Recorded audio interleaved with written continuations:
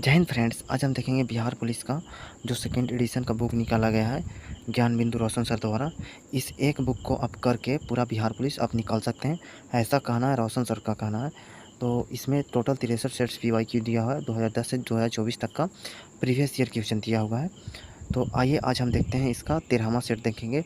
इससे पहले का सेट सारा हो चुका है, तो आप प्लेलिस्ट में जाकर देख लीजिएगा। प्लेलिस्ट का लिंक डिस्क्रिप्शन में दिया हुआ है। हो जाएगा सेट नंबर 13 नंबर जो सेट है और बिहार पुलिस का एग्ज़ाम हुआ था 2023 में, उसका ये हल प्रश्न पत्र है। 689 पोस्ट के लिए एग्ज़ाम हुआ था। तो आइए इसका देखते हैं पहला क्वेश्चन। यहाँ पे पहला क्वेश्चन से यहाँ पे हो जाएगा चौथा क्वेश्चन तक जो है वो मैथ का क्वेश्चन है। तो मैथ का क्वेश्चन को छोड़ के बाकी सारा क्वेश्चन देखेंगे। तो आइए देखते हैं, हम 5वां क्वेश्चन से देखते हैं। समान प्रकार के द्विफोकल लेंसों में ऊपरी और निचले भाग क्रमशः होते हैं। तो ऊपरी भाग जो होता है वो अवतल लेंस का होता है और निचला भाग जो होता है वो उत्तल लेंस का होता है। तो इसका आंसर हो जाएगा ऑप्शन ए आंसर हो जाएगा उत्तल और अवतल और उत्तल हो जाएगा। ऑप्शन ए आंसर हो जाएगा। ऊपरी भाग दूर की वस्तुओं को देखने के लिए तथा निचला भाग समीप की वस्तुओं को देखने के लिए काम आता है। द्विफोकल लेंस का प्रयोग जरा दृष्टि दोष से पीड़ित लोगों के लिए किया जाता है। जरा दृष्टि दोष में ना निकट और ना दूर की वस्तु दिखाई देती है। आँख में जरा दृष्टि दोष होने का कारण हो जाएगा समंजन क्षमता का कम होना हो जाना। अक्सर ऐसे दोष उम्र ढलने के पश्चात ही दिखाई देता है। अगला क्वेश्चन 6ठा नंबर। निम्नलिखित में से कौन सी प्रक्रिया दीर्घ तरंग विकिरण का भाग नहीं है? इसमें बिखरना जो है वो दीर्घ तरंग विकिरण का भाग नहीं। ऑप्शन बी हो जाएगा आंसर। बाकी यहाँ पे चालन हो जाएगा, संवहन हो जाएगा, विकिरण, ये सभी दीर्घ तरंग का भाग है। दीर्घ तरंग विकिरण पृथ्वी से उत्सर्जित 3.0 से 100 माइक्रोन के बीच तरंग दैर्ध्य के विद्युत चुम्बकीय विकिरण है और इसका उपयोग वायुमंडल तापीय विकिरण के रूप में अंतरिक्ष में किया जाता है। दीर्घ तरंग विकिरण को स्थलीय विकिरण, थर्मल अवरक्त विकिरण या थर्मल विकिरण के रूप में भी जाना जाता है। आगे देखते हैं। दीर्घ तरंग विकिरण की प्रक्रिया में चालन, संवहन एवं विकिरण शामिल है। चालन जो होता है, चालन जब वस्तुएं एक दूसरे के संपर्क में आती है तब चालन एक गर्म वस्तु से ठंडे वस्तु में स्थानांतरण की प्रक्रिया है। जैसे ठोस में ऊष्मा स्थानांतरण चालन द्वारा होता है। आगे देखते हैं संवहन। संवहन किसी द्रव्यमान या पदार्थ के एक स्थान से दूसरे स्थान तक गति द्वारा ऊष्मा का स्थानांतरण संवहन कहलाता है। संवहन केवल द्रवों तथा गैसों में होता है, ठोसों में नहीं। विकिरण जो है वो सभी वस्तुओं चाहे गर्म हो या ठंडी निरंतर ऊर्जा का उत्सर्जन करती है। ठंडी वस्तुओं की तुलना में गर्म वस्तुएं इकाई क्षेत्र में अधिक ऊर्जा उत्सर्जित करती है। इसके संचरण के लिए माध्यम की आवश्यकता नहीं होती है। विखरना मतलब हो जाए प्रकीर्णन। जब प्रकाश तरंगे धूल के कणों निलंबन में पानी के कणों विलयन में निलंबित कणों जैसे छोटे निकायों पर गिरती है तो उसे सभी दिशाओं में बिखेर देती है। इसे प्रकाश का प्रकीर्णन या विखरना कहा जाता है। अगला 7वां नंबर क्वेश्चन। निम्नलिखित में से कौन एक समान त्वरण का उदाहरण है? तो समान त्वरण का उदाहरण जो एक मुक्त गिरने वाले वस्तु की गति और एक ढलान पर लुढ़कती हुई गेंद की गति। तो इसका आंसर ए और बी दोनों हो जाएगा। ऑप्शन सी आंसर हो जाएगा। एक समान या अनवरत त्वरण एक प्रकार की गति है जिसमें वस्तु का वेग प्रत्येक समान अवधि में समान मात्रा में बदलता रहता है। एक पिंड जो स्वतंत्र रूप से गिर रहा है गुरुत्वाकर्षण के कारण होने वाले त्वरण का अनुभव करता है, इसलिए इसका त्वरण स्थिर होता है और गति समान रूप से तेज हो रही होती है। एक समान त्वरण के कुछ उदाहरण हैं यहाँ पे। एक गेंद का ढलान पर लुढ़कना और एक स्काई ड्राइवर का विमान से बाहर कूदना हो जाएगा और एक मुक्त रूप से गिरने वाली वस्तु।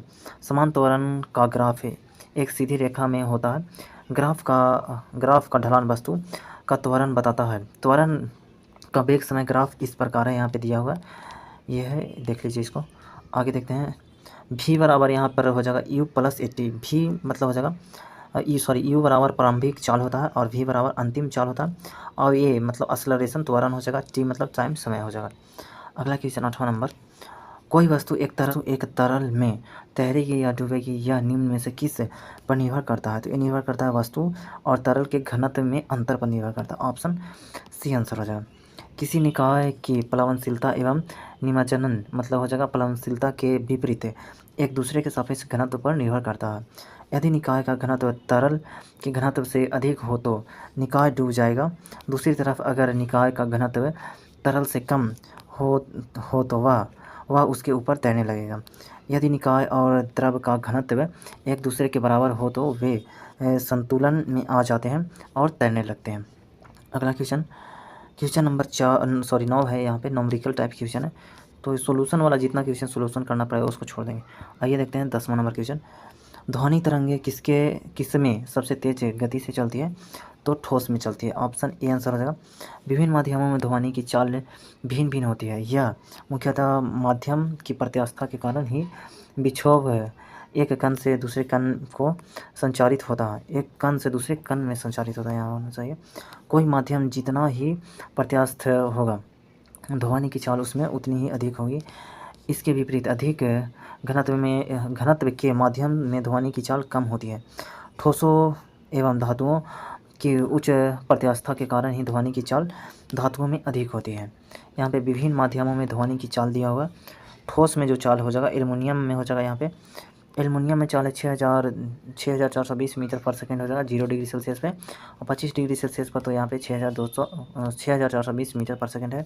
निकल में है 6040 है, स्टील में है 5960, लोहा में हो जाएगा यहाँ पे 5950 मीटर पर सेकेंड, पारा में हो जाएगा यहाँ पे 1450 मीटर पर सेकेंड 0 डिग्री सेल्सियस पे, कांच में हो जाएगा 3980 मीटर पर सेकेंड 25 डिग्री सेल्सियस पर। वहीं 0 डिग्री सेल्सियस पर कहेगा तो हो जाएगा यहाँ पे कांच में चाल हो जाएगा ध्वनि की 5640 मीटर पर सेकेंड हो जाएगा। अगला देखते हैं द्रव में आ जाता है एथेनॉल आ जाता है। एथेनॉल में 25 डिग्री सेल्सियस पर हो जाएगा 1207 मीटर पर सेकेंड हो जाएगा, और यहाँ पे 0 डिग्री सेल्सियस पे आ जाएगा 1213 मीटर पर सेकेंड हो जाएगा। पानी में ध्वनि की चाल होता है यहाँ पे 25 डिग्री सेल्सियस पे 1481 मीटर पर सेकेंड होता है। गैस में होता है हाइड्रोजन में होता है 1284 हो जाएगा। हीलियम हो जाएगा 965, वायु में 346, ऑक्सीजन में 316 मीटर पर सेकेंड हो जाएगा। यहाँ पे हाइड्रोजन में 0 डिग्री सेल्सियस पे 1269 मीटर पर सेकेंड हो जाएगा। वायु में हो जाएगा 332 मीटर पर सेकेंड। अगला क्वेश्चन, आर्यों का मूल निवास कहाँ था? आर्यों का मूल निवास था Asia Minor. Option B answer हो जाएगा। आर्यों के मूल निवास के संबंध में विभिन्न विद्वानों के विचार अलग अलग हैं। प्रोफेसर मैकमुलर का कहना है कि आर्यों का मूल निवास एशिया माइनर मतलब मध्य एशिया में है। बाल गंगाधर तिलक का कहना है कि उत्तरी ध्रुव में है, और डॉक्टर अविनाश चंद्र दास का कहना है कि यह सप्त सौंधव प्रदेश में आर्यों का मूल निवास है। दयानंद सरस्वती का कहना है कि तिब्बत में है, और हो जाएगा नेहरिंग एवं प्रोफेसर गॉर्डन चाइल्ड का कहना है कि दक्षिण रूस में आर्यों का मूल निवास है। हो जाएगा गंगानाथ झा के अनुसार हो जाएगा भ्रमसी देश में आर्यों का मूल निवास है। हो जाएगा चाइल्ड्स महोदय का कहना है कि हंगरी अथवा डेन्यूब नदी घाटी में आर्यों का मूल निवास है। प्रोफेसर पेंका का कहना है कि जर्मनी के मैदानी भाग में। अधिकांश विद्वान प्रोफेसर मैकमुलर के एशिया माइनर मध्य एशिया और बैक्टीरिया क्षेत्र के विचारों से सहमत हैं कि आर्यों का मूल निवास एशिया माइनर था। अगला क्वेश्चन, भारत के ग्रैंड ओल्ड मैन के रूप में किसे जाना जाता है? तो दादा भाई नौरोजी को जाना जाता है। ऑप्शन ए आंसर हो जाएगा। दादा भाई नौरोजी का जन्म 4 सितंबर 1825 में हुआ। आगे चलकर दादा भाई नौरोजी भारतीय राष्ट्रीय कांग्रेस के सह संस्थापक सदस्य रहे। वे 3 बार कांग्रेस के अध्यक्ष रहे थे। यहाँ पे 1886 में, 1893 में और 1906 में अध्यक्षता किए थे कांग्रेस के। राष्ट्रीय आंदोलन के दौरान भारतीय राजनीति के ग्रैंड ओल्ड मैन दादा भाई नौरोजी ने कहा कि राजा जनता के लिए बना है, जनता राजा के लिए नहीं बनी है। इन्होंने धन के निष्कासन का अनिष्टों का अनिष्ट कहा। 1892 में उदारवादी दल के प्रत्याशी के रूप में उन्हें फेंसवारी निर्वाचन क्षेत्र से हाउस ऑफ कॉमन के लिए चुना गया। वे इस पद के लिए चुने जाने वाले पहले भारतीय थे। अगला क्वेश्चन, सबने अवज्ञा आंदोलन के बारे में निम्नलिखित में से कौन सा कथन सही है? तो गांधी इरविन समझौते के तहत कांग्रेस अवज्ञा आंदोलन मतलब यहाँ पे सबने अवज्ञा आंदोलन छोड़ने को तैयार थी। ऑप्शन बी आंसर हो जाएगा। 5 मार्च 1931 को द्वितीय गोलमेज सम्मेलन में शामिल होने तथा सबने अवज्ञा आंदोलन के स्थगन को लेकर दिल्ली में एक समझौता हुआ। इस समझौता में कांग्रेस की तरफ से गांधी जी निम्न बातों को स्वीकार किए। यहाँ पे सबने अवज्ञा आंदोलन को स्थगित किया जाएगा। कांग्रेस निकट भविष्य में होने वाले दूसरे गोलमेज सम्मेलन में भाग लेगी।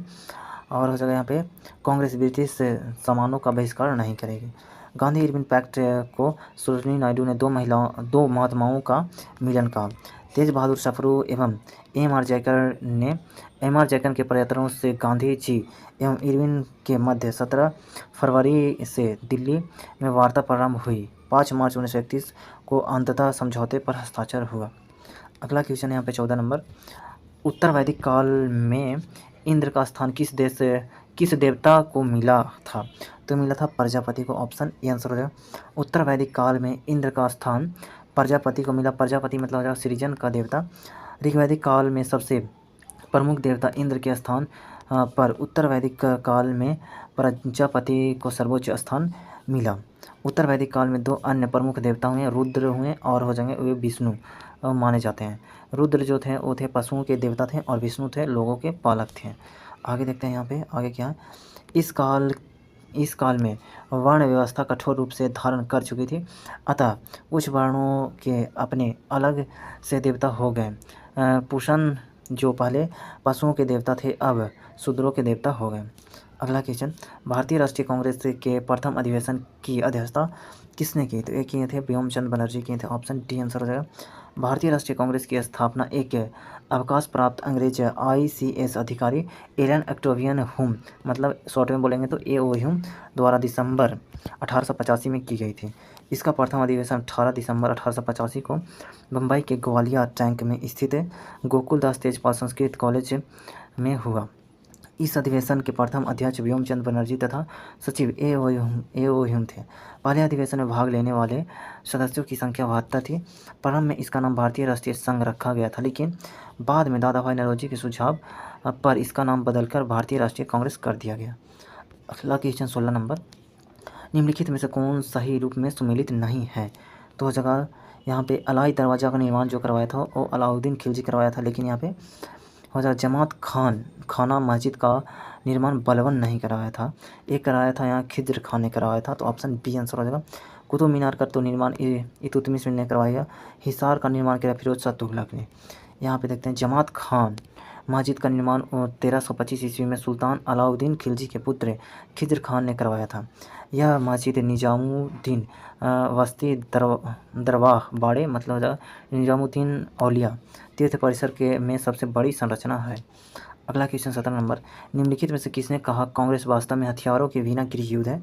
तो बोले थे सर सैयद अहमद खान बोले थे। ऑप्शन ए आंसर हो जाएगा। सर सैयद अहमद खान ने कहा था कि कांग्रेस वास्तव में बिना हथियारों के गृह युद्ध में है। उन्होंने कड़े शब्दों में कांग्रेस की निंदा की थी। सर सैयद अहमद खान एक मुस्लिम समाज सुधारक थे। उन्होंने अलीगढ़ मुस्लिम विश्वविद्यालय की स्थापना 1875 में मोहम्मद एंग्लो ओरिएंटल कॉलेज के रूप में की थी। इसका नाम बदलकर 1920 में अलीगढ़ मुस्लिम विश्वविद्यालय कर दिया गया। आगे देखते हैं आगे क्या है। 18 नंबर क्वेश्चन है। किस युद्ध में हार के बाद नेपोलियन को सेंट हेलेना में निर्वासित कर दिया गया? तो किया गया था वाटरलू की युद्ध के बाद। ऑप्शन बी आंसर हो जाएगा। यहाँ पे वाटरलू की लड़ाई में हार जाने के बाद नेपोलियन को 1821 ईस्वी में सेंट हेलेना द्वीप में निर्वासित कर दिया गया था, जहाँ 52 साल की उम्र में उसकी मृत्यु हो गई। वेटरलू का युद्ध 18 जून 1815 को बेल्जियम में हुई। इसमें नेपोलियन बोनापार्ट की हार हुई। इस युद्ध में नेपोलियन की सेना ब्रिटिश और एशियाई सेना से हार गई। नेपोलियन का जन्म 1769 ईस्वी में भूमध्य सागर के कोसिरिका द्वीप पर हुआ था। 1804 में वह फ्रांस का सम्राट बना तथा 5 मई 1821 को इसकी मृत्यु हो गई। अगला क्वेश्चन है यहाँ पे इंग्लिश का क्वेश्चन है। Select the appropriate antonym of the given word. यहाँ पे फ्रीक्वेंट का हो जाएगा, यहाँ पे हो जाएगा ओकेजनल हो जाएगा। ऑप्शन डी आंसर हो जाएगा। इधर जो है इंग्लिश का क्वेश्चन को भी छोड़ देते हैं यहाँ पे, क्योंकि इसका एक्सप्लेनेशन अच्छा से करना जरूरी है, तभी समझ में आएगा। तो आइए देखते हैं यहाँ पे 27 नंबर क्वेश्चन देखते हैं। निम्न में से किस कवि ने लक्षण ग्रंथ नहीं लिखा? लक्षण ग्रंथ इसमें से देव लिखे थे, भूषण लिखे थे, पद्माकर भी लिखे थे, लेकिन बिहारी नहीं लिखे थे। ऑप्शन डी आंसर हो जाएगा। यहाँ पे है हिंदी साहित्य के लक्षण ग्रंथ लिखने का परंपरा का सूत्रपात ज़्यादातर रीतिकालीन कवियों ने किया, जिसमें कवि देव हो जाएंगे भूषण हो जाएंगे एवं अपकर का नाम आता है, किंतु बिहारी ने कोई भी लक्षण ग्रंथ नहीं लिखा है। बिहारी की एकमात्र रचना बिहारी सतसई है। अगला क्वेश्चन 28 नंबर, शुद्ध वर्तनी का चयन कीजिए। शुद्ध वर्तनी का चयन कीजिए। फुर्तीला फुर्तीला सब में चारों ऑप्शन में फुर्तीला लिखा होगा, इसमें सिर्फ हर्षई दीर्घई का फ़र्क है। तो यहाँ पे जो फुर्तीला जो है वो बी नंबर वाला ये सही हो जाएगा, ऑप्शन बी आंसर है फुर्तीला। अगला क्वेश्चन देखते हैं 29 नंबर क्वेश्चन, बहुत बड़ा है लेकिन देख लेते हैं। निर्देश से यहाँ प्रश्न में दिए गए वाक्य के प्रथम और अंतिम अंशों को 1 और 6 की संख्या में दी गई है। इनके आने वाले अंशों को 4 भागों में बांटकर यार अलावा की संज्ञा दी गई है। ये चारों भाग अव्यवस्थित है। इसको ध्यान से पढ़कर दिए गए विकल्पों में से उचित क्रम चुनिए। यहाँ पे वाक्य दिया उसको उचित क्रम चुना है, तो इसका डायरेक्ट डिस्कशन देखते हैं। यहाँ पे दिया हुआ है यार अलावा, यहाँ पे बी नंबर सही होगा, अर्थात मरुभूमि राजस्थान की प्रत्येक स्थली पर वहाँ के वीरों का रक्त प्रवाहित हुआ, जहाँ पद्मिनी और लक्ष्मीबाई ने देश के हितार्थ तलवार धारण की, जहाँ की देवियों ने अपने सतीत्व की रक्षा के लिए अपने प्राण अग्निदेव को समर्पित कर दिए। अगला क्वेश्चन, रात्रि का पर्याय नहीं है। रात्रि का पर्याय इसमें से यामिनी, रजनी तो है, निशा भी है, लेकिन सजनी नहीं है रात्रि का पर्याय। ऑप्शन सी आंसर हो जाएगा यहाँ पे। सजनी जो है पर्यायवाची शब्द है, सहेली, सखी, ये सब है। रात्रि का पर्याय है यामिनी, रजनी, निशा, तम्मी, निशी हो जाएगा, त्रियामा हो जाएगा, और छन्नदा हो जाएगा, और हो जाएगा विभारी, रात आदि होता है। सजनी का पर्यायवाची होता है सहेली, सखी, सहचरी, आली हो जाएगा, संगिनी हो जाएगा, सौरंधी आदि। अगला क्वेश्चन देखिए 31 नंबर क्वेश्चन, सही विकल्प चुनिए। यहाँ पे सर्वज्ञ जो होता है वो जिसे सब विषय की जानकारी हो वो सर्वज्ञ कहलाता है, ऑप्शन ए आंसर हो जाएगा। यहाँ पे जो सब जगह व्याप्त हो वो कहलाता है सर्वव्यापी कहलाता है। जिसे बहुत सी भाषाएं का ज्ञान हो वो कहलाता है बहुभाषी कहलाता है। अगला क्वेश्चन 32 नंबर, निम्नलिखित वाक्यांशों में से कौन सा वाक्यांश पार्थिव शब्द के लिए उपयुक्त है। तो ये हो जाएगा जिसका संबंध पृथ्वी से हो, ऑप्शन बी आंसर हो जाएगा। यहाँ पे हो जाएगा जिसका संबंध पृथ्वी से हो के लिए पार्थिव शब्द उचित है, अन्य विकल्प असंगत है। जिसका संबंध ईश्वर से हो वो कहलाता है आध्यात्मिक कहलाता है। अगला क्वेश्चन विपरार्थक बताएं, मतलब विपरीत, तो इसका अनुराग का विपरीत हो जाएगा यहाँ पे विराग हो जाएगा, ऑप्शन सी आंसर हो जाएगा। राग का विलोम होता है द्वेष होता है। अगला क्वेश्चन, दिए गए वाक्य खंड के लिए एक शब्द चुनिए। जो अच्छा बोलता है वो सुवक्ता कहलाता है, ऑप्शन सी आंसर है। जो कम बोलता है उसे मितभाषी कहते हैं, जो मीठा बोलता है उसे मृदुभाषी कहते हैं। अगला 35 नंबर क्वेश्चन, ये बहुत लॉन्ग है। निर्देश दिया हुआ प्रश्न में दिए गए वाक्य के प्रथम और अंतिम अंशों को 1 और 6 की संज्ञा दी गई है। इसके आने वाले अंशों को 4 भागों में बांटकर यार अलावा की संज्ञा दी गई है। ये चारों भाग अव्यवस्थित हैं, तो इसको व्यवस्थित करना है यहाँ पे। तो इसका डायरेक्ट हम डिस्कशन देखते हैं। डिस्कशन इसका है ही नहीं, तो यहीं पे इसका देखते हैं। यहाँ पे आंसर तो इसका बी होगा, लेकिन इसका डिस्कशन कर लेते हैं। यहाँ पे पहले हो जाएगा यहाँ पे कभी कभी तय करना कठिन हो जाता है कि मानवीय विकास का इतिहास षड्यंत्रों से बना है या राजा सम्राटों के युद्ध और सारी यात्रा आदि शब्द से शुरू होकर किताब दर किताब होती हुई हम तक आई है। तो इसका ऑप्शन बी आंसर हो जाएगा। अगला क्वेश्चन देखते हैं, क्वेश्चन नंबर 36 देखते हैं। मानव शरीर की सबसे बड़ी कोशिका है, तो तंत्रिका कोशिका हो जाएगी, ऑप्शन ए आंसर हो जाएगा। तंत्रिका ऊतक की इकाई को न्यूरॉन या तंत्रिका कोशिका कहते हैं। नॉर एड्रीनलिन नामक रासायनिक द्रव न्यूरोट्रांसमीटर पदार्थ है। तंत्रिका तंत्र जो है मनुष्य का तंत्रिका तंत्र 3 भागों में विभक्त होता है। पहला होता है केंद्रीय तंत्रिका तंत्र है। तंत्रिका तंत्र का वह भाग जो संपूर्ण शरीर व स्वयं तंत्रिका तंत्र पर नियंत्रण रखता है। मनुष्य का केंद्रीय तंत्रिका तंत्र 2 भागों में मिलकर बना होता है। एक हो जाएगा मस्तिष्क और दूसरा मेरुरज्जु। अगला है यहाँ पे परिधीय तंत्रिका तंत्र जो है, परिधीय तंत्रिका तंत्र मस्तिष्क एवं मेरुरज्जु से निकलने वाली तंत्रिकाओं का बना होता है। यहाँ पे स्वायत्त तंत्रिका तंत्र है। स्वायत्त तंत्रिका तंत्र कुछ मस्तिष्क एवं कुछ मेरुरज्जु तंत्रिकाओं का बना होता है। यह शरीर के सभी आंतरिक अंगों व रिक्त वाहिनियों को तंत्रिकाओं की आपूर्ति कराता है। अगला क्वेश्चन देखते हैं, वायु जनित रोग हैं। तो वायु जनित रोग है, इसमें तपेदिक है, डिप्थीरिया है और निमोनिया, ये सभी है, ऑप्शन डी आंसर हो जाए। अगला क्वेश्चन 38 नंबर, मानो या ना मानो आपके नाखून, बाल और त्वचा समान पदार्थ से बने होते हैं। यह जानवरों के खुरों में भी यह एक प्रोटीन है जिसे कहते हैं यहाँ पे केराटिन कहते हैं। ऑप्शन डी आंसर हो जाएगा। ग्लाइकोजन कार्बोहाइड्रेट उपापचय के अंतर्गत है। यकृत रक्त के ग्लूकोज वाले भाग को ग्लाइकोजन में परिवर्तित कर देता है और संचित पोषक तत्वों के रूप में यकृत कोशिका में संचित कर देता है। ग्लूकोज की आवश्यकता होने पर यकृत संचित ग्लाइकोजन को खंडित कर ग्लूकोज में परिवर्तित कर देता है। फाइब्रिनोजेन इस प्रोटीन का उत्पादन यकृत से होता है जो रक्त को थक्का बनाने में मदद करता है। हेपेरिन इस प्रोटीन का उत्पादन यकृत से ही होता है जो शरीर के अंदर रक्त को जमने से रोकता है। अगला क्वेश्चन देखते हैं 39 नंबर। निम्न में से कौन सा मनुष्य में अवशेषी अंग का उदाहरण है? तो जाएगा कान की मांसपेशियाँ। ऑप्शन बी आंसर हो जाएगा। अवशेषी अंग वैसे अंग जिनकी उपयोगिता मनुष्य के लिए अब समाप्त हो चुकी है। उदाहरण के लिए अपेंडिक्स हो जाएगा, साइनस हो जाएगा, कान की मांसपेशी हो जाएगा, अरेक्टर हो जाएगा और अरेक्टर पीली हो जाएगा, टॉन्सिल हो जाएगा और नरो में निप्पल्स आदि। अगला क्वेश्चन देखते हैं। किसके संचय के कारण मांसपेशियों में थकान होती है? तो होता है लैक्टिक एसिड के कारण। ऑप्शन बी आंसर हो जाएगा। लैक्टिक एसिड एक कार्बोक्सिलिक एसिड है जिसका अणु सूत्र होता है C3H6O3 है। अगला क्वेश्चन। जीवित सरल ऊतक जो पौधे के बढ़ते भागों को सहारा प्रदान करता है वह है इसमें से हो जाएगा कोलेन काइमा हो जाएगा। ऑप्शन बी आंसर हो जाएगा। जब इसमें हरित लवक पाया जाता है तब यह भोजन निर्माण करता है। स्क्लेरन काइमा जिसको ड्रिड ऊतक भी बोलते हैं, इसमें जीव द्रव नहीं होता है एवं इसकी भित्ति लिग्निन के जमाव के कारण मोटी हो जाती है। ड्रिड ऊतक पौधों के तना, पत्तियों के सिरा, फलों तथा बीजों के बीजावरण तथा नारियल के बाहरी रेशेदार छिलके में पाए जाते हैं। यह पौधों को सामर्थ्य, दृढ़ता एवं लचीलापन प्रदान करता है। पैरेन्काइमा मृदुता इसकी कोशिका भित्ति पतली एवं सेलुलोज से बनी होती है। इस प्रकार की कोशिकाओं के बीच अंतर कोशिकीय स्थान रहता है। कोशिका के मध्य में एक बड़ी रसधानी रहती है। यह नए तने, जड़ एवं पत्तियों के एपिडर्मिस और कॉर्टेक्स में पाया जाता है। यह पत्तियों में भोजन का निर्माण करता है। अगला यहाँ पे फाइबर ए स्क्लेरन काइमा कोशिकाओं से की बनी होती है। यह मृत कोशिका होती है। ये मुख्यतः पौधों को यांत्रिक सहारा प्रदान करती है। अगला क्वेश्चन 42 नंबर।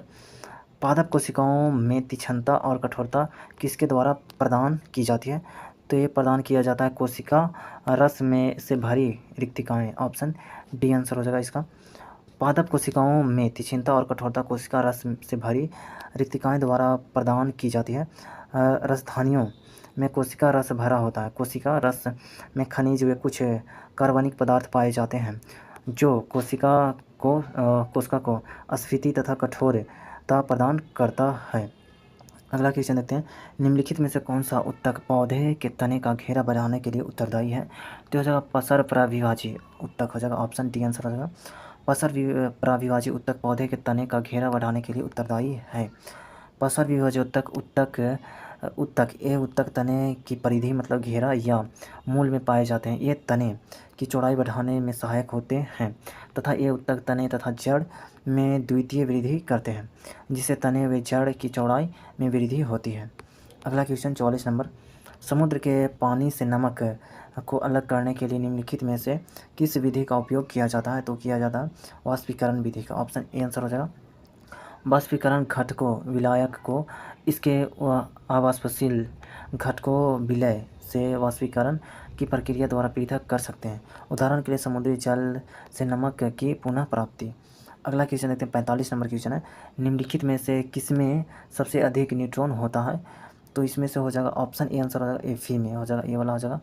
यहाँ पे हो जाएगा परमाणु संख्या बराबर प्रोटॉन की संख्या होता है और परमाणु द्रव्यमान प्रोटॉन और न्यूट्रॉन की कुल संख्या का योग। तो अतः यहाँ पे हो जाएगा ये प्रोटॉन की संख्या 26 दिया हुआ और न्यूट्रॉन की संख्या हो जाएगा यहाँ पे 59 - 26 33 हो जाएगा। अन्य सभी विकल्पों में सबसे अधिक हो जाएगा 33 है। तो ऑप्शन यहाँ पे ए आंसर हो जाएगा। अगला क्वेश्चन। बुलेट प्रूफ स्क्रीन में निम्नलिखित में से किस शीशा का प्रयोग किया जाता है? तो किया जाता है प्रवलित ग्लास का उपयोग किया जाता है। ऑप्शन डी आंसर हो जाएगा। बुलेट प्रूफ ग्लास बनाने के लिए लक्सन बहुलक का उपयोग किया जाता है। आगे देखते हैं आगे क्या है। अगला क्वेश्चन 47 है। तत्व X जिसका परमाणु क्रमांक 16 है वह है, तो परमाणु क्रमांक 16 सल्फर का होता है और सल्फर जो है वो अधातु है, तो ऑप्शन सी आंसर हो जाएगा इसका। तत्व X जिसका परमाणु क्रमांक 16 है वह अधातु है। तत्व जिसकी प्रवृत्ति इलेक्ट्रॉन ग्रहण करने की होती है तथा जो ऋणायन बनाते हैं अधातु कहलाते हैं। ये संख्या में 22 हैं और इन्हें आधुनिक आवर्त सारणी में दाईं ओर रखा गया है। अधातु ऑक्सीजन से संयोग करके ऑक्साइड बनाते हैं तथा इसके ऑक्साइड सामान्यतः अम्लीय होते हैं। सल्फर जिसका परमाणु क्रमांक 16 है ऑक्सीजन से अभिक्रिया कर सल्फर डाइऑक्साइड मतलब SO2 बनाती है जो जल में घुलकर सल्फ्यूरस अम्ल बनाती है। अतः सल्फर जिसका परमाणु क्रमांक 16 होता है एक अधातु है। अगला क्वेश्चन 48 नंबर। कार्बन टेट्राक्लोराइड और पानी के मिश्रण को अलग करने के लिए निम्न में से किस तकनीक का उपयोग किया जाता है, तो किया जाता है स्प्रेडिंग फलन का उपयोग किया जाता है। ऑप्शन बी आंसर हो जाएगा। स्प्रेडिंग फलन या पृथक्कारी कीप जो है वो हो जाएगा यहाँ पे स्प्रेडिंग फलन पृथक्कारी कीप की सहायता से हम दो अमिश्रणीय द्रवों के मिश्रण को पृथक कर सकते हैं। यह एक इस सिद्धांत पर आधारित है कि आपस में न मिलने वाले द्रव्य अपने घनत्व के अनुसार विभिन्न परतों में पृथक हो जाते हैं। उदाहरण के लिए मिट्टी के तेल और जल के मिश्रण को पृथक करना, धातु शोधन के दौरान लोहे को पृथक करना आदि। अगला 49 नंबर क्वेश्चन यहाँ पे एक घोल, यहाँ पे न्यूमेरिकल टाइप क्वेश्चन है तो इसको देख लेते हैं। एक घोल में 450 ग्राम पानी और 50 ग्राम सामान्य नमक है। घोल की सांद्रता होगा, तो यहाँ पे द्रव्यमान प्रतिशत आधार पर सांद्रता बराबर होता है विलियन का द्रव्यमान बटा हो जाए बिलियन का कुल द्रव्यमान इंटू 100। तो यहाँ पे बिलियन का द्रव्यमान बिलियन का द्रव्यमान जो है वो 50 ग्राम है और हो जाएगा यहाँ पे बिलियन का कुल द्रव्यमान हो जाएगा 450 प्लस 50 हो जाएगा मतलब 500 आ जाएगा यहाँ पे। तो हो जाएगा यहाँ पे दिया हुआ सोल्यूशन नीचे, तो यहाँ पे 2 जीरो से 2 जीरो कट जाएगा, यहाँ पे 5 10 50 हो जाएगा मतलब 10% आंसर हो जाएगा। अगला क्वेश्चन देखते हैं। वर्मी कंपोस्ट होता है, वर्मी कंपोस्ट जो होता है वो एक जैव उर्वरक है। ऑप्शन सी आंसर हो जाएगा। वर्मी कंपोस्ट को वर्मी कल्चर या केचुआ पालन भी कहा जाता है। गोबर, सूखे एवं हरे पत्ते, घास फूस, धान का पुआल, कृषि अवशेष, शहर के कूड़े करकट इत्यादि खाकर केचुआ द्वारा प्राप्त मल से तैयार खाद वर्मी कंपोस्ट कहलाती है। केचुआ के अवशेष मल उससे उनके कोनून सभी प्रकार के लाभकारी सूक्ष्म जीवाणु मुख्य एवं सूक्ष्म पोषक तत्व और अपचित जैविक पदार्थों का केचुए मिश्रण वर्मी कंपोस्ट कहलाता है। उपयुक्त तापमान, नमी युक्त हवा एवं जैविक पदार्थ मिलने पर केचुए अपनी संख्या बढ़ाने के साथ साथ गोबर एवं वनस्पतिक अवशेष आदि को सड़ाकर जैविक खाद या उर्वरक के रूप में परिवर्तित करते रहते हैं। अगला क्वेश्चन देखते हैं। निम्नलिखित प्रश्न में दिए गए विकल्पों में से संबंधित शब्द का चयन करें। यहाँ पे वनस्पति विज्ञान जो संबंधित है वो पौधे से संबंधित है, तो यहाँ पे पूछ रहा है कीट विज्ञान जो संबंधित होगा कीड़े से संबंधित हो जाएगा। ऑप्शन ए आंसर हो जाएगा। अगला 52 नंबर क्वेश्चन यहाँ पे रीजनिंग का 52 53 नंबर ये सब क्वेश्चन मैथ रीजनिंग का, तो मैथ रीजनिंग का क्वेश्चन को देख के छोड़ के हम अगला क्वेश्चन देखते हैं 55 नंबर। निम्नलिखित में से कौन आंध्र प्रदेश की नई राजधानी है, तो नई राजधानी अमरावती। ऑप्शन बी आंसर हो जाएगा। आंध्र प्रदेश के वर्तमान में मुख्यमंत्री अभी हैं चंद्रबाबू नायडू। अगला क्वेश्चन, बिहार सरकार ने गरीबी घटाने के लिए कौन सी योजना चालू की, तो जीविका योजना शुरू की है। ऑप्शन बी आंसर हो जाएगा जीविका। जीविका का उद्देश्य महिला सशक्तिकरण को बढ़ावा देना तथा बिहार में गरीबी को यथासंभव कम करना है। बिहार सरकार द्वारा इसे बिहार ग्रामीण जीविकोपार्जन प्रोत्साहन समिति जीविका नाम से वर्ष 2007 में विश्व बैंक की सहायता से शुरू किया गया। बिहार के कुछ प्रमुख योजनाएं, मिशन परिवर्तन जो है वो उप मुख्यमंत्री तेजस्वी यादव ने मेडिकल कॉलेजों में सुधार के लिए 60 दिन के तर्ज पर मिशन परिवर्तन को लॉन्च किया। हर घर गंगा जल योजना, इस योजना के तहत गंगा के पानी को पाइपलाइन के जरिए राजगीर, गया, बोधगया एवं नवादा में लोगों को उपलब्ध कराना। मुख्यमंत्री डिजिटल हेल्थ योजना जो है इस योजना के तहत ऑनलाइन हॉस्पिटल में डॉक्टर या वेड की जानकारी लेना है। यहाँ पे फिश ऑन व्हील्स योजना जो है टीबी मरीजों के उनके घर पर ही मछली चावल खाने की व्यवस्था कराना, ये सब योजना है। अगला क्वेश्चन देखते हैं। यहाँ पे किस भारतीय निशानेबाज ने, ये जो क्वेश्चन है 2023 में एग्जाम हुआ था, 2023 का करेंट अफेयर है, तो 2023 का करेंट अफेयर हमारा कोई काम का नहीं है। अगला क्वेश्चन देखते हैं 58 नंबर क्वेश्चन। 75वें गणतंत्र दिवस परेड में किस राज्य की झांकी को प्रथम पुरस्कार मिला? तो मिला था उत्तराखंड की झांकी को। ऑप्शन डी आंसर हो जाएगा। ये भी 2023 का ही है। अगला क्वेश्चन देखते हैं यहाँ पे, ऑप्टिकल फाइबर का आविष्कार किसने किया? तो ये किए थे नारिंदर कापानी किए थे। ऑप्शन बी आंसर हो जाएगा। यह ग्लास और प्लास्टिक से बना एक बहुत पतला फाइबर है जो कुल आंतरिक परिवर्तन के सिद्धांत पर कार्य करता है। यह बहुत कम हानि के साथ लंबी दूरी के डेटा स्थानांतरण के लिए हल्का, तेज और उपयोगी होता है। अगला क्वेश्चन देखते हैं 60 नंबर। 1 ग्राम यूरेनियम लगभग किसके समान ऊर्जा का उत्पादन करेगा? तो ये करेगा 4.5 टन उच्च ग्रेड कोयला के बराबर 1 ग्राम यूरेनियम जो है ऊर्जा पैदा कर देगा। यूरेनियम की खोज 1789 में मार्टिन हेनरिक कैलेप्रोथ द्वारा किया गया। अगला क्वेश्चन देखते हैं 61 नंबर। एक परमाणु इकाई के क्रिटिकल बनने का अर्थ है कि ईंधन नाभिक के स्वतः विभाजन का कारण बनने वाली श्रृंखला प्रतिक्रिया स्थापित हो गई है। यहाँ पे आगे देखते हैं, जब रिएक्टर एक ऐसे विन्यास में होता है कि प्रत्येक विखंडित परमाणु से एक न्यूट्रॉन एक और विखंडन का कारण बनता है, तब परमाणु इकाई को क्रिटिकल कहा जाता है। अगला क्वेश्चन 65 नंबर। निम्न में से कौन सा अस्पताल हाल ही में कैंपस के फायर स्टेशन वाला भारत का पहला अस्पताल बना? ये बना था AIIMS Delhi. Option C answer होगा। ये भी करेंट अफेयर था। अगला क्वेश्चन देखते हैं, डिजिटल नियमों में हुए बदलाव के चलते किस कंपनी ने भारत में अपना याहू कंपनी छोड़ दिया था? ऑप्शन ए आंसर हो जाए। अगला क्वेश्चन 64 नंबर। ओलंपिक ज्वाला किसका प्रतीक है? ओलंपिक ज्वाला जो प्रतीक है वो प्राचीन और आधुनिक खेलों के बीच निरंतरता का प्रतीक है। ऑप्शन बी आंसर हो जाएगा। इसे जलाने की शुरुआत 1928 ईस्वी में एम्स्टर्डम ओलंपिक से हुई। 1936 में बर्लिन ओलंपिक खेलों में मार्शल के वर्तमान स्वरूप को अपनाया गया। प्राचीन ओलंपिक खेल यूनान के ओलंपिया शहर में यहाँ पे 776 ईसा पूर्व में प्रारंभ हुआ। आधुनिक ओलंपिक खेल प्रतियोगिता का आरंभ 6 अप्रैल 1896 ईस्वी में यहाँ फ्रांस के वॉरेन पियरे डी कोवार्टिन के प्रयासों से यूनान के एथेंस शहर में हुआ।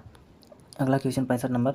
निम्नलिखित में से कौन सा उच्च न्यायालय की पहली महिला मुख्य न्यायाधीश थी? तो लीला सेठ। ऑप्शन बी आंसर हो जाएगा। लीला सेठ 1991 में हिमाचल प्रदेश राज्य की उच्च न्यायालय मतलब हाईकोर्ट की पहली महिला मुख्य न्यायाधीश बनी थी, जो भारत की किसी भी उच्च न्यायालय की पहली मुख्य न्यायाधीश बनी थी। यहाँ पे है उच्चतम न्यायालय मतलब सुप्रीम कोर्ट है गया। यहाँ पे था उच्च न्यायालय मतलब हाई कोर्ट। उच्चतम न्यायालय के का प्रथम महिला न्यायाधीश बनी थी फातिमा बीबी बनी थी।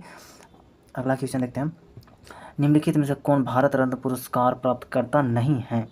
इसमें से उस्ताद बिस्मिल्लाह खान, सत्यजीत राय और लता मंगेशकर, ये तीनों को भारत रत्न पुरस्कार मिला है, लेकिन राज कपूर को नहीं मिला। ऑप्शन डी आंसर हो जाएगा। राज कपूर जो है हिंदी फिल्म के प्रसिद्ध अभिनेता है मतलब हीरो। उस्ताद बिस्मिल्लाह खान और लता मंगेशकर को 2001 में भारत रत्न पुरस्कार से सम्मानित किया गया है। उस्ताद बिस्मिल्लाह खान का संबंध शहनाई से है। लता मंगेशकर का संबंध पार्श्व गायिका से है। सत्यजीत रे को भारत रत्न पुरस्कार 1992 में सम्मानित किया गया था। अगला क्वेश्चन 67 नंबर। बच्चों को इंटरनेट सुरक्षा के बारे में जागरूक करने के लिए गूगल ने किस प्रोग्राम को शुरू किया? तो एक ये था यहाँ पे global kids safety program. Option B answer हो जाएगा।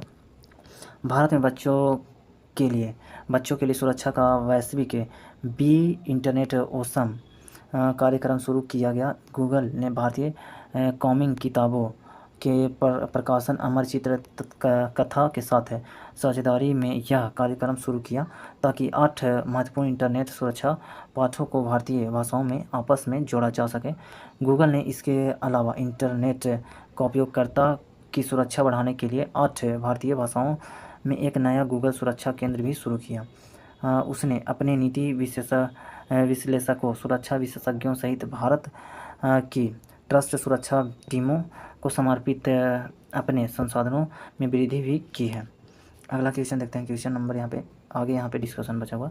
गूगल का जो स्थापना है और स्थापना जो है वो किया था मनलो पार्क कैलिफोर्निया में हो जाएगा, यूएसए। 4 सितंबर 1998 को हुआ था। संस्थापक इसके हैं और सोई ब्रीन और हो जाए लैरी पेज हो जाएगा। इसकी सहायक कंपनियाँ यूट्यूब है और जो डबल क्लिक है और गूगल वन है। अगला क्वेश्चन 68 नंबर। भारतीय राष्ट्रीय सुरक्षा परिषद NSC के संबंध में निम्नलिखित में से कौन सा कथन सही नहीं है? यह 3 स्तरीय संगठन बिल्कुल सही है। योजना आयोग के उपाध्यक्ष इसके सदस्य होते हैं, नहीं होते हैं सदस्य योजनाओं के। यही बी नंबर गलत है, तो बी नंबर आंसर हो जाएगा। भारत के राष्ट्रीय सुरक्षा परिषद एक कार्यकारी सरकारी एजेंसी है। इसकी स्थापना 19 नवंबर 1998 को किया गया। एनएसी सर्वोच्च निकाय के रूप में कार्य करता है, जिसकी अध्यक्षता प्रधानमंत्री करते हैं। गृह, रक्षा, वित्त तथा विदेश मंत्री इसके सदस्य होते हैं। यह 3 स्तरीय संगठन है। राजनीतिक समूह जो राष्ट्रीय सुरक्षा सलाहकार बोर्ड, राष्ट्रीय सुरक्षा परिषद सचिवालय, राष्ट्रीय सुरक्षा सलाहकार इसके सचिव के रूप में कार्य करते हैं। अगला क्वेश्चन देखते हैं 69 नंबर। धरातल के सर्वाधिक भाग का निम्नलिखित में से किस चट्टान का विस्तार पाया जाता है? तो पाया जाता है अवसादी चट्टान का। ऑप्शन सी आंसर हो जाएगा। धरातल के सर्वाधिक भाग पर अवसादी चट्टान का विस्तार पाया जाता है। पृथ्वी के भूपृष्ठ के लगभग 75% भाग पर अवसादी चट्टानों का विस्तार पाया जाता है, जबकि भूपृष्ठ की बनावट में इसका केवल 5% योगदान है। गर्म एवं शुष्क प्रदेशों में वायु के द्वारा लाए गए धूल व मिट्टी से भी अवसादी चट्टानों का निर्माण होता है। लोयस इसका उदाहरण है। अवसादी चट्टानों का नाम अवसाद ढोने वाला कारकों और उनके जमाव के संदर्भ में रखा जाता है। जैसे हो जाएगा नदीकृत अवसादी चट्टानें, झील सरोवरी अवसादी चट्टानें हो जाएगा, हिमानीकृत अवसादी चट्टानें आदि। अगला क्वेश्चन 70 नंबर। निम्नलिखित में से किस महाद्वीप को मानव घर कहा जाता है? तो एशिया महाद्वीप को। ऑप्शन ए आंसर हो जाएगा। कुछ सबसे प्राचीन मानव सभ्यताओं का जन्म इसी महाद्वीप पर हुआ था। जैसे हो जाएगा सुमेरियन सभ्यता, सिंधु घाटी सभ्यता, चीनी सभ्यता इत्यादि। चीन और भारत विश्व के सर्वाधिक जनसंख्या वाले देश एशिया में ही स्थित है। एशिया में वैश्विक जनसंख्या लगभग 60% आबादी निवास करती है। पृथ्वी का सबसे बड़ा महाद्वीप एशिया है, जो विश्व के लगभग 30% क्षेत्रफल पर विस्तृत है। इसका क्षेत्रफल हो जाएगा, इसका क्षेत्रफल जो है वो 4,45,79,000 वर्ग किलोमीटर है। एशिया के दक्षिण में हिंद महासागर, उत्तर में अंटार्कटिक महासागर और पूर्व में प्रशांत महासागर है। पश्चिम में यूराल पर्वत हो जाएगा, कैस्पियन सागर है, काला सागर वे भूमध्य सागर एशिया और यूरोप की सीमा बनाते हैं। लाल सागर और स्वेज नहर एशिया को अफ्रीका से अलग करती है। अगला क्वेश्चन 71 नंबर। निम्न में से कौन सा ज्वालामुखी क्षेत्र 10,000 धुआरों की घाटी के नाम से जाना जाता है? तो ये जाना जाता है कटमई। ऑप्शन सी आंसर हो जाएगा। कटमई ज्वालामुखी क्षेत्र 10,000 धुआरों की घाटी के नाम से जाना जाता है। धुआरों ज्वालामुखी क्रिया के अंतिम अवस्था के प्रतीक है। इनसे गैस व जलवाष्प निकला करते हैं। गंधक युक्त धुआरों को सोलफरतारा कहा जाता है। यहाँ पे इराई को सुल्तान धुआरा तथा न्यूजीलैंड की प्लेंटी की खाड़ी में स्थित हाइट द्वीप का धुआरा भी प्रसिद्ध है। अगला क्वेश्चन। भूप्रपट्टी में सर्वाधिक विस्तृत रूप में पाया जाने वाला तत्व है? तो हो जाएगा ऑक्सीजन है। ऑप्शन ए आंसर हो जाएगा। यहाँ पे तत्व दिया हुआ और भार प्रतिशत। ऑक्सीजन हो जाएगा 46.60%, सिलिकॉन है 27.72%, एल्युमिनियम है 8.13%, लोहा जो है वो हो जाएगा 5.00% हो जाएगा और यहाँ कैल्शियम है 3.63%। अगला क्वेश्चन। निम्न में से कौन सी पर्यावरण क्षति बहुउद्देशीय परियोजना के कारण नहीं हुई? तो ज्वालामुखी गतिविधि। ऑप्शन डी आंसर हो जाएगा। यहाँ पे नदी परियोजना पर उठे अधिकतर आपत्तियाँ उनके अपने उद्देश्यों में विफल हो जाने के कारण है। बांध बाढ़ नियंत्रण के लिए बनाए जाते हैं।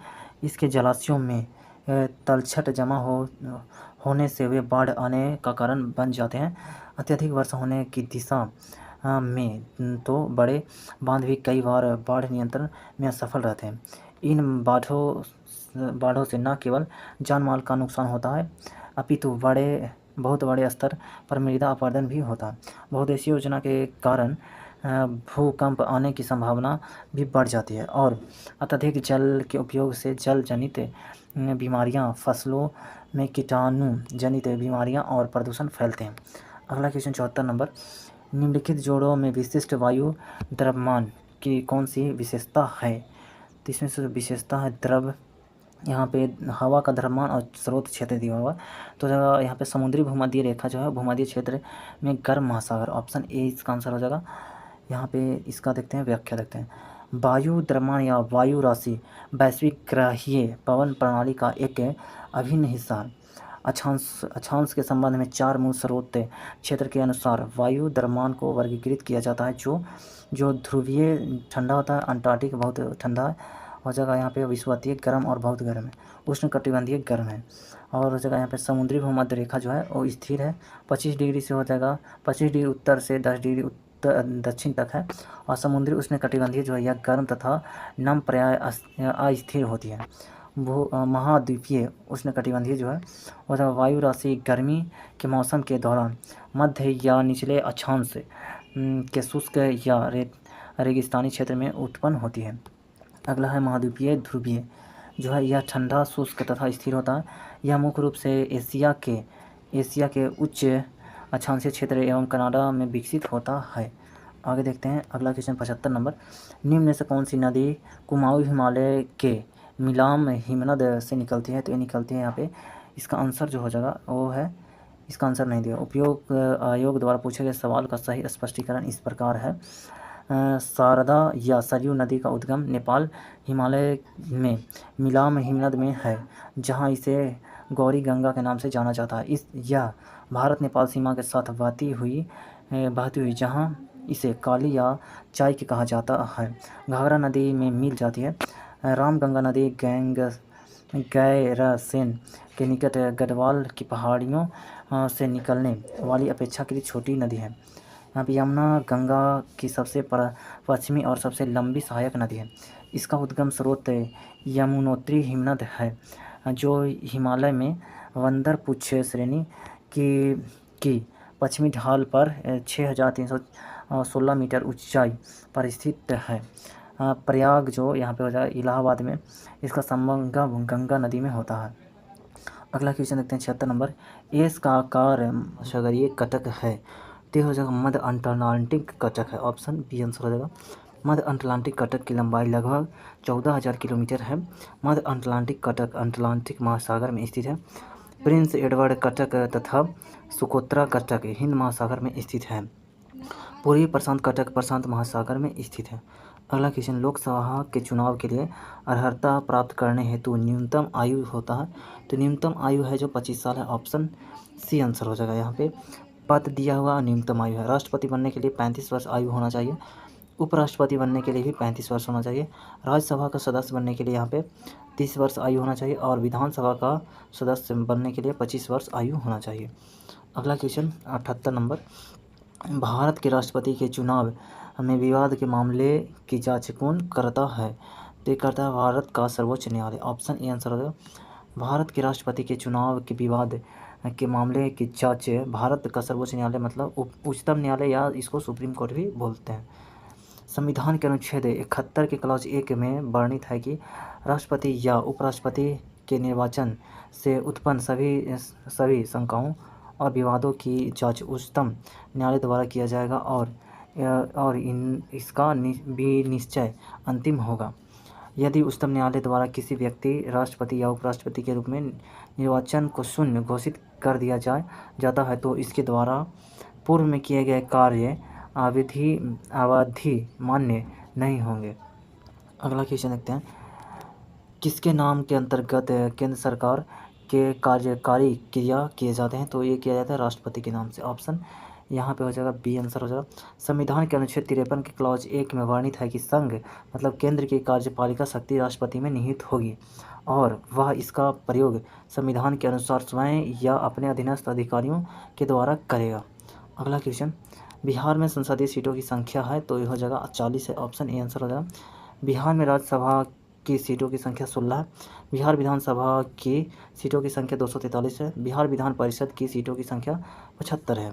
अगला क्वेश्चन, भारतीय संविधान ने सुदृढ़ केंद्र के साथ संघीय प्रणाली कहाँ से ली है? तो संघीय प्रणाली लिया गया है कनाडा से लिया गया है। ऑप्शन बी आंसर हो जाएगा। मौलिक अधिकार, न्यायिक पूर्वावलोकन एवं न्यायपालिका की स्वतंत्रता, राष्ट्रपति पर महाभियोग की प्रक्रिया आदि अमेरिका से ली गई है। संसदीय प्रणाली, एकल नागरिकता, विधि का शासन, संसदीय विशेषाधिकार आदि ब्रिटिश संविधान से ली गई है। स्वतंत्रता, समानता एवं बंधुता फ्रांस से ली गई है। अगला क्वेश्चन, भारतीय संविधान की छठी अनुसूची किन चार राज्यों में अनुसूचित जनजातियों के प्रशासन और नियंत्रण से संबंधित है?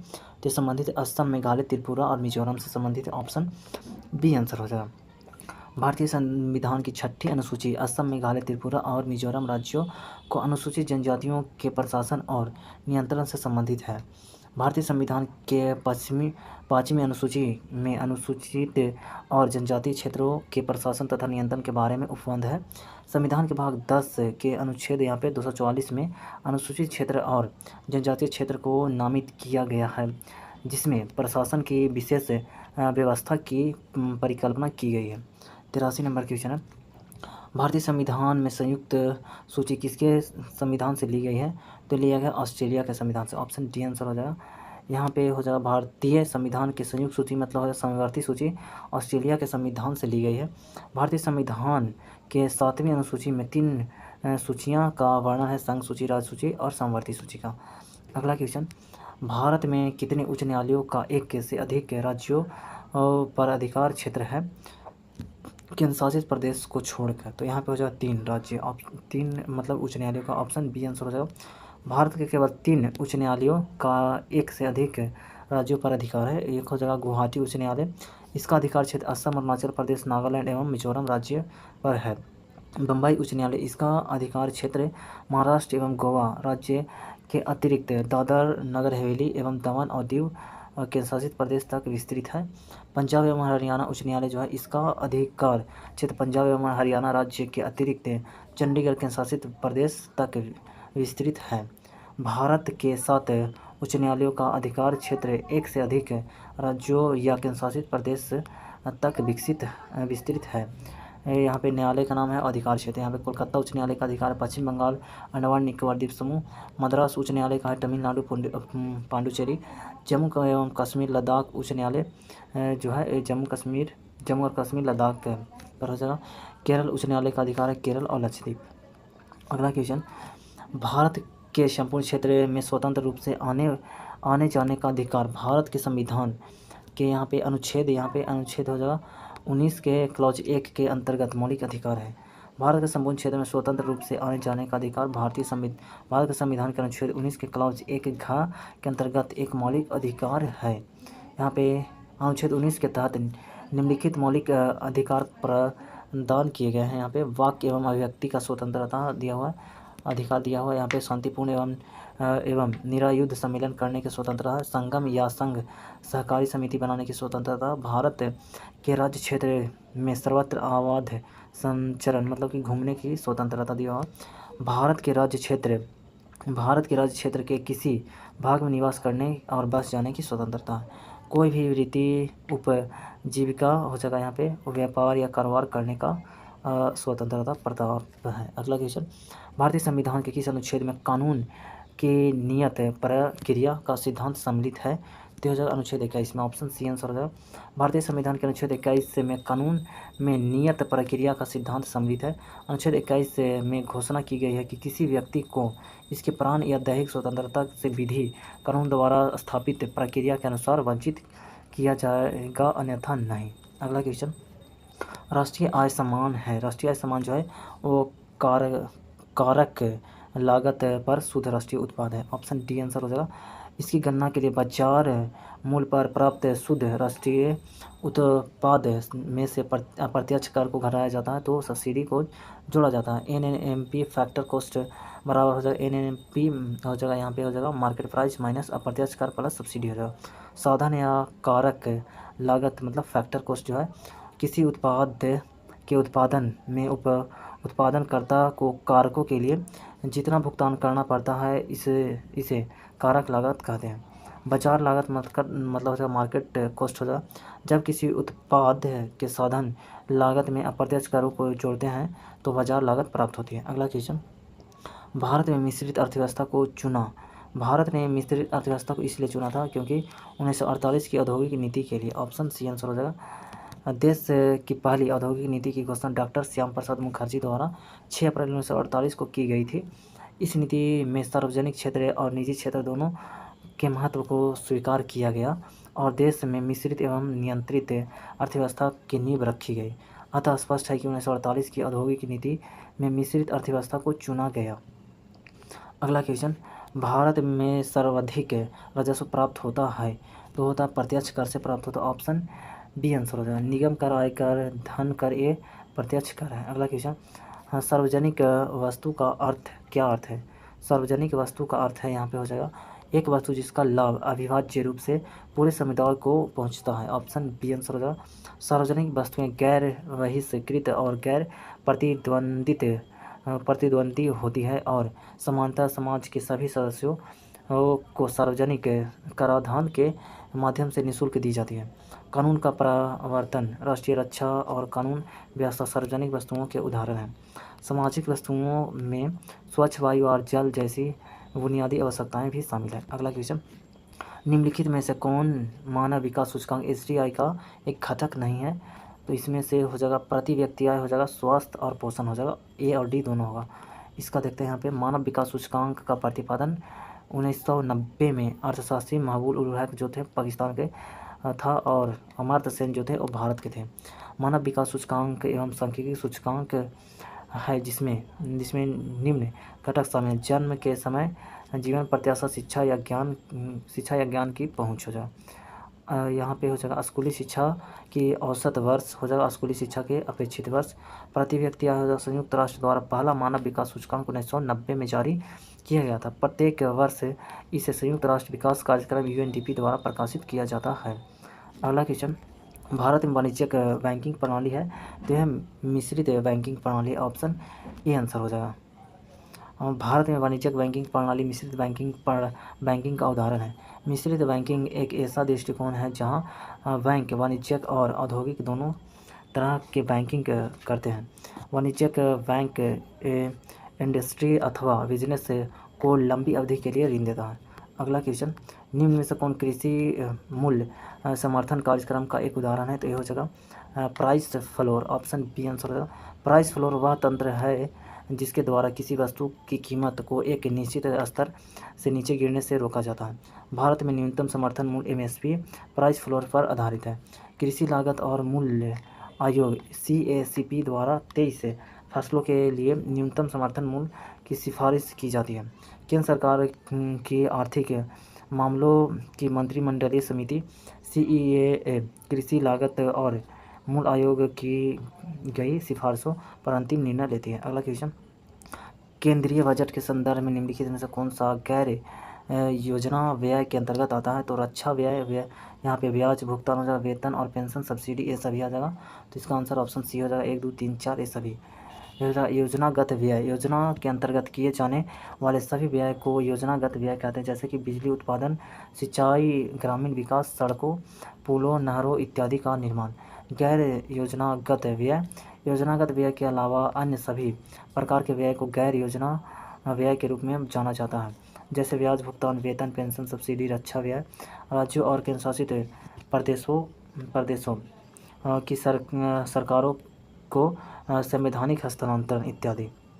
अगला क्वेश्चन 95 नंबर क्वेश्चन, 96 इधर सारा 100 तक क्वेश्चन जो है वो मैथ का है, तो मैथ का क्वेश्चन को छोड़ देंगे। तो एक कंप्लीट हो गया, 13वां नंबर सेट कंप्लीट हो गया पूरा डिस्कशन के साथ। देखें इसका अगर आपको PDF चाहिए तो टेलीग्राम ज्वाइन कर लीजिए, टेलीग्राम का लिंक डिस्क्रिप्शन में दिया हुआ है।